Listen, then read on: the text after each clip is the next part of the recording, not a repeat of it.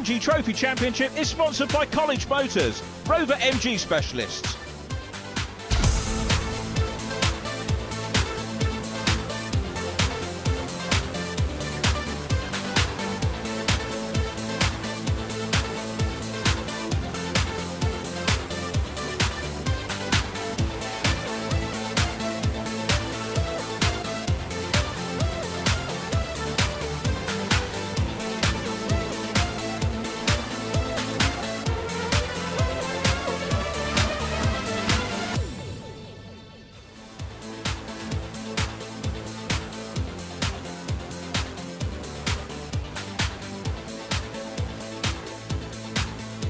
Welcome to Donington Park for the opening round of the 2017 MG Trophy Championship. The trophy has three classes for 190, 170 and 160 bhp cars. Barry met up with Championship coordinator Pete McWaters to catch up on the new season changes. Pete, 2017 season, first event, glorious weather and great testament to the Championship that we've got virtually a full grid. Yes, we actually had 34. We lost one at the last minute. Mr. Croker's not quite ready in time. This grid does hold 36. It would have been nice to max it out, but 33 is pretty good. Another bunch of whole new drivers coming to join the Championship as well, which is great news. And what's the changes this year? Well, they've got 10 new drivers. Changes this year, basically, we kept them to a minimum.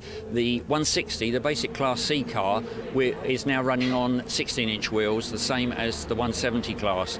And we've put them on the same control tyre. Makes them go a bit faster. The tyres are a bit more expensive, but they're a proper race tyre. So I would expect we'll see new class records for Class C this year because of that. In the wet, they're allowed to use the 17-inch Dunlop wet.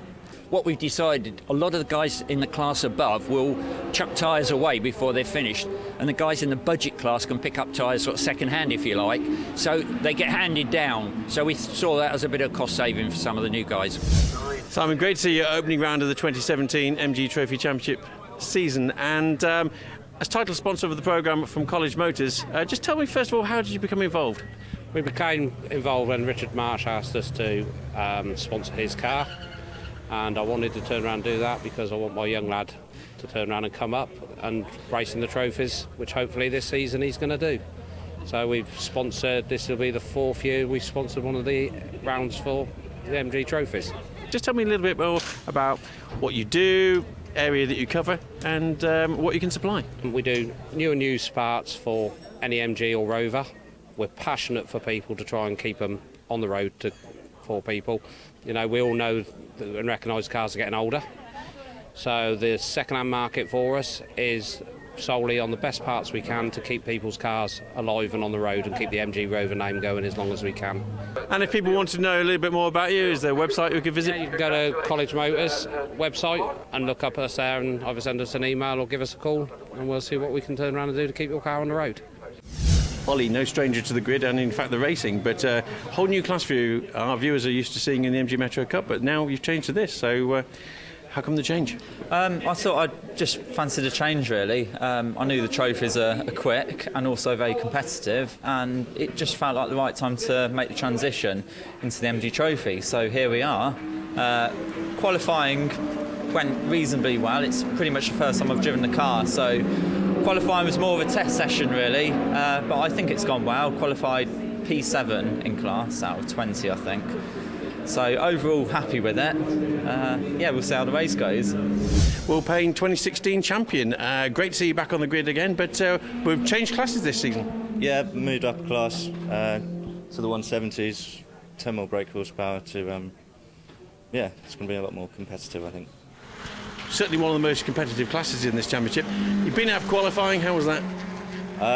Qualifying didn't go brilliantly for me because everyone was a bit bunched up, but yeah, I'll be middle of the pack for start of the race, so it'll be good racing hopefully. Start of this season, obviously round one, but you're out last week testing and a bit of a disaster. What happened? We just went to run a new engine in at Snetterton on just a public track day, taking it really easy, keeping to the inside of the track.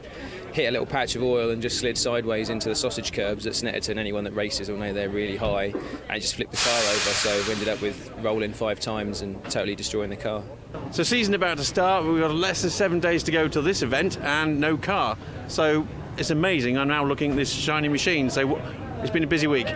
hell of a week. Dad has worked for, I don't know, probably 90, 100 hours this week. We got back Thursday afternoon after rolling the car last week and just literally set about building another one.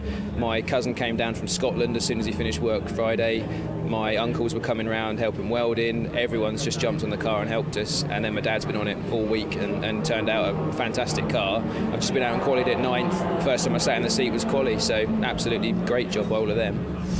Here with the Carrot Racing team, pre-race 1. Paul Strether, a familiar face with the Clio. Our viewers will recognise you from all the on-track action you've had. What brings you here, and how is you associated with Jason? This is my old MGZR that I used to race in this championship a few years ago. I progressed through this championship into the Clios, and I helped Jason. I run the car for Jason basically, and prep the car and do all the maintenance. Now, Jason, we had a pretty good season overall in 2016. Hopefully, going to have the same. We've got you for the full campaign this year. Yes, hopefully. Possibly might not make Scotland yet, but I'm sort of just looking at that date. But yes, hopefully going to do the season, and hopefully going to get up into the points with the front runners. Jason lines up 6th position in Class A, 8th position overall on the grid, and Paul Strether was outright champion in 2010 when he managed to pick Paul Luty to the title. Chris Bray was 3rd. It's picking up there on Mike Harris coming onto grid position. Qualifying today saw Ross Macker take pole position for this race, in car with Paul Savage.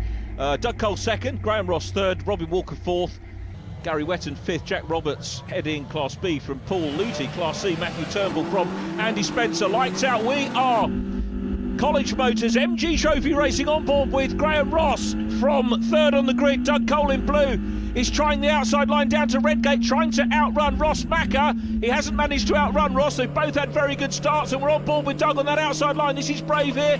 Maybe he's going to leave the door open. It doesn't. Through goes Graham Ross into 2nd position and potentially off the podium, because Gary Wetton goes through into 3rd place.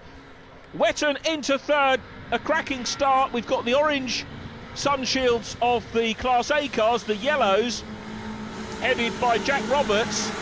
The blue and green car, Paul Luty being challenged there by the number 4, the grey, red and white machine of Simon Byrne. Here we go, looking back from Paul Luty's camera. Very often the rear-facing camera is the only one to have on Paul's car, because he does take a lot of races. Graham Ross looks up the inside, the exit of McLean's, and trying to get the lead from the 73 car of Ross Macker, pole position man, and it ultimately a great line by Graham Ross, goes through, takes the lead. There is Paul Luty side by side now with Jack Roberts and challenging for the lead.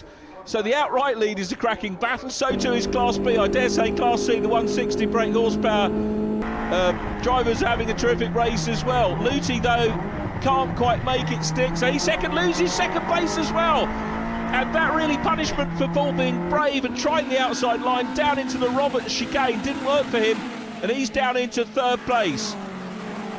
Paul Luty though in the Dreadnought car, an absolute fighter as they cross the line. The end of that lap, it's Graham Ross, Ross Macker and Gary Wetton in Class A. Problems for Joe Cruttenden.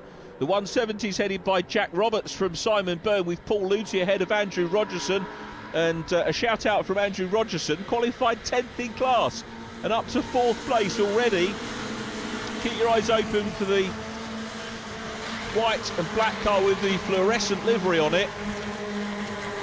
Quick look back there at Thomas Butler in the 55. A little bit of dust being kicked up, but out front it's still the 92 car of Graham Ross. Doug Cole though is regrouping. Lost a couple of places on the first lap, and Cole is a man on a mission at the moment and looks down the inside line of Gary Wetton. That was really not going to be in doubt, was it? When Cole is on a mission, he goes through. David Heasman up ahead of John Booth in the number 50.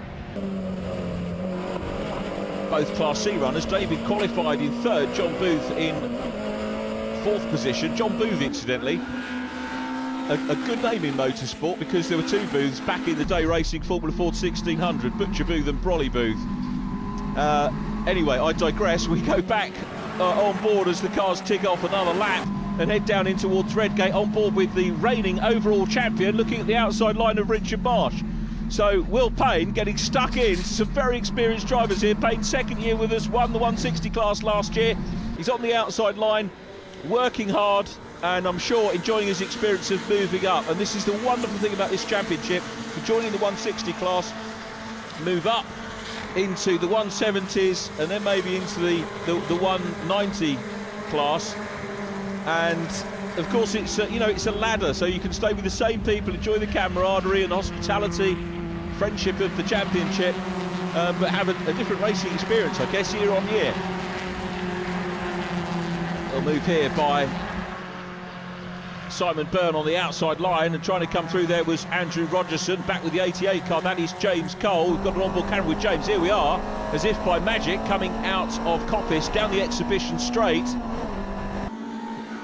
Changes up, and Paul Luty immediately in front of him. So James Cole qualified 7th in class. Here's the view from Paul Luty again, who needs to try and get a few positions back. We'll see what Paul can do here as they come along the main straight. Lost a bit of position, makes one up there. Is he going to have a dive down the inside line? Luty is trying to squeeze through on the inside line of Adrian Ray, qualified 3rd in class. So Luty was 2nd in class. Jack Roberts, the pole position man here, and Ray is proving to be a difficult man to catch and pass. Race leaders down through Hollywood and into the Craner curves. We go once again on board with James Cole, who we saw was coming under a bit of pressure into the old hairpin, the most likely place where drivers tend to get done for track limits, as we go on board with Adrian Ray, and Paul Luty makes the move. Good move going up into Schwantz. Here's the view from Luty, looking back. Very good manoeuvre indeed. Is he going to run wide here on the exit? But no, I think he's okay. Luty hangs on to position.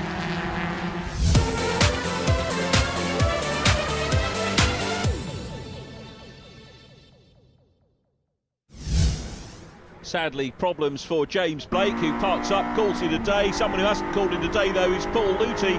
All over the back of Andrew Rogerson, dives to the inside line, coming down into the Roberts chicane. Is he going to get the job done?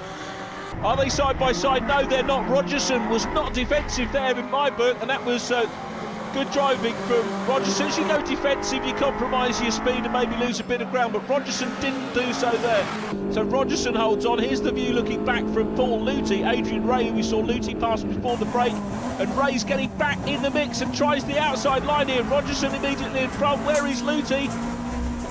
Oh, he ran a little bit wide there, so Luty goes through. Simon Byrne is going to go through as well. But hats off to Adrian Ray for giving it a go. He's lost a little bit of ground on board with Doug Cole. This is the scrap for 2nd place, and he's going through. Ross Backer is passed.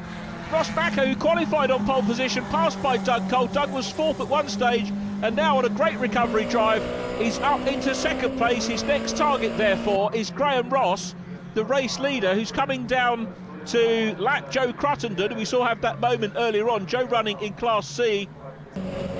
So we would expect to get into some lapping territory at some point. And Joe's passed either side by the race leader, Graham Ross, then by Doug Cole in 2nd position. Ross Macker still there in 3rd, not that far behind. The Class B battles headed at the moment by Jack Roberts, who's away clear of Paul Luty, who does a stunning move past the 13 car of Andrew Rogerson, who very nearly goes in the back. Luty likes that bit of track for passing. He's got it well sussed out. The exit of Schwantz up into McLean's, heading into Coppice where they are now. Goodness me. Someone trying a little 2 cars off in the gravel. Wave green flags. They're going to make it through. The car they're chasing, the red 77 of Robin Walker, as you can see from the orange strip, is one of the Class A cars, the 190 brake cars. So he's going to, I think, be teeing up these Class B boys in front of him. Simon Byrne goes through shot.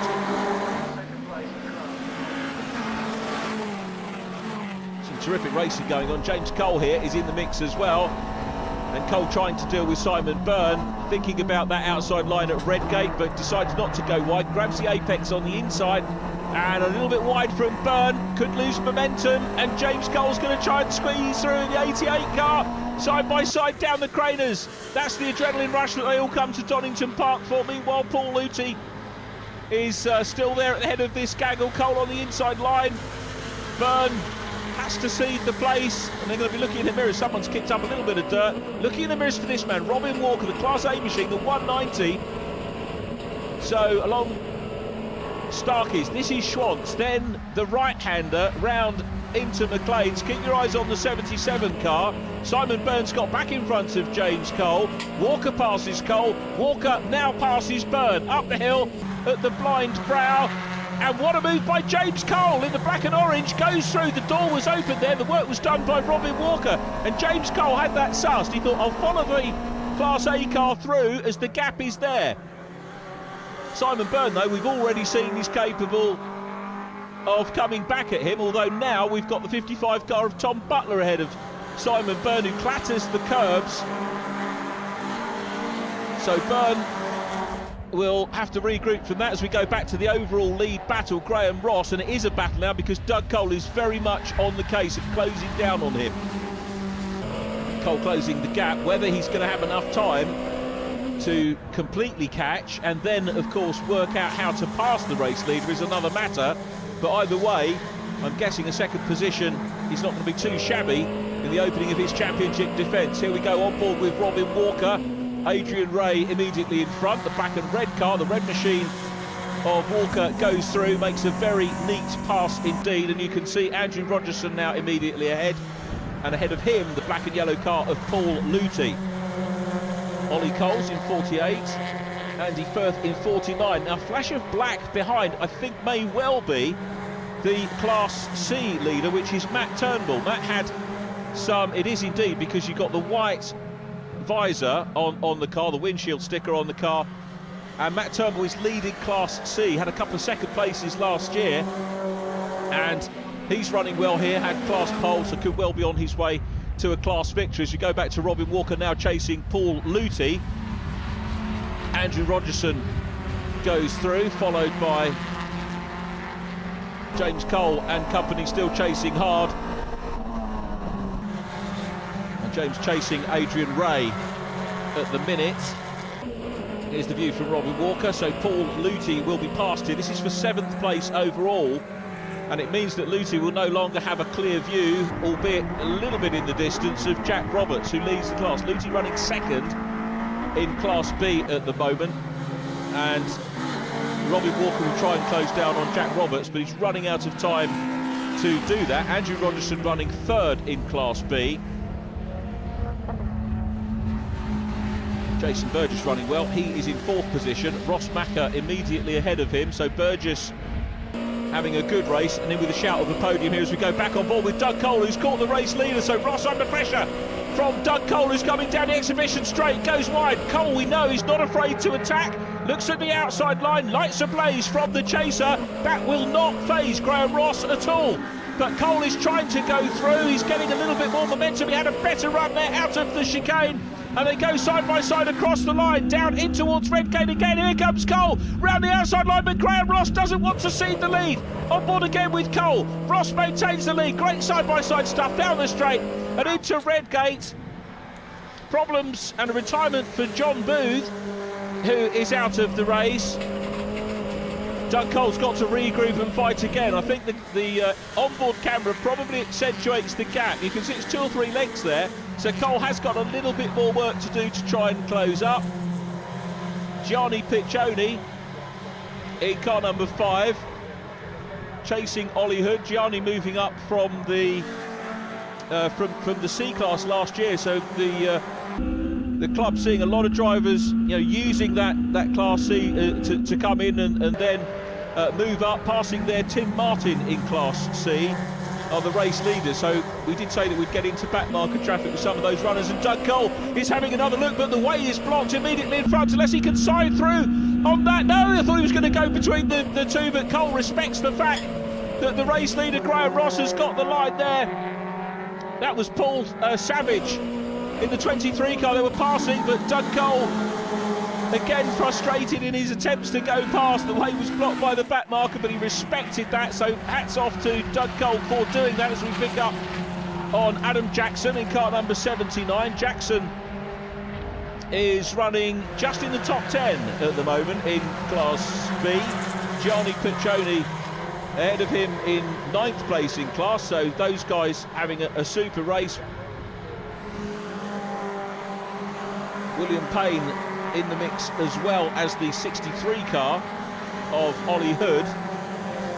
And the key thing here is just taking the fact that there are so many battles going on right the way down the order, whether you're in Class A, Class B, which is the biggest, best subscribed class, or indeed Class C, which still has 6 runners, despite the 7 runners in actual fact, despite the fact that drivers have moved on board with Cole, who's got a great run out of the chicane and goes through into the lead and passes Graham Ross going on to the last lap. Doug Cole's got the lead.